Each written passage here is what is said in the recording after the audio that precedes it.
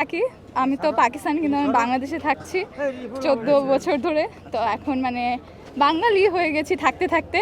তো যা যা টিম জিতবে তাকে সাপোর্ট করি, আর খুশি হব যদি বাংলাদেশও জিতে বা পাকিস্তানও জিতে, দুইজনের জন্যই সাপোর্ট করতেছি।